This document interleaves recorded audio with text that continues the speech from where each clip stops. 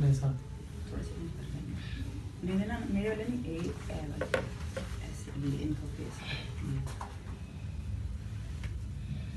पढ़ लो कोई चीज देख रहे सामान आमा आ जा हेलो बड़े तैयार शायद हो रहे खैर है सैमी तेरा मैं ना मेरे बाल आजकल बड़े तैयारियां कर रहे हो बड़े तैयार चीर हो गए बड़े बाल गिरन लग पे सर ना मैं और एक ऑयल यूज कर ये खाली वाल नहीं गिरन लग पे मैंने लगता है कुछ और भी बड़े तैयार चीर हो के परफ्यूम ऐसे आला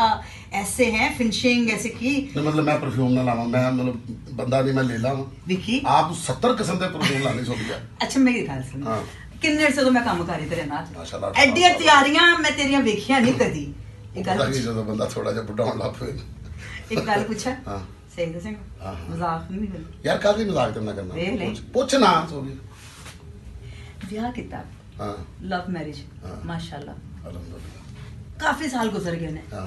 उस तो बाद कभी दिल किता ब्याह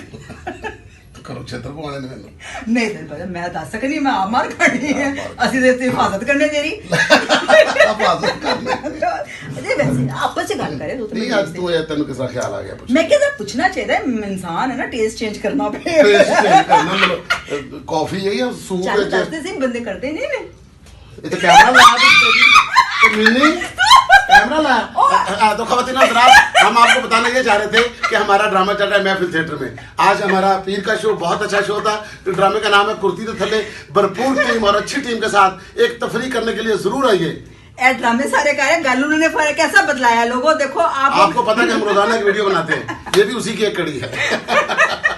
कुर्ती ते थल्ले थल्ले न तू पाल तू ही कर ले ये करके तेन पता है मेरे को डरिया नहीं जाता हां चल फ्राक ठुमका ला ले चल कुर्ती तो थले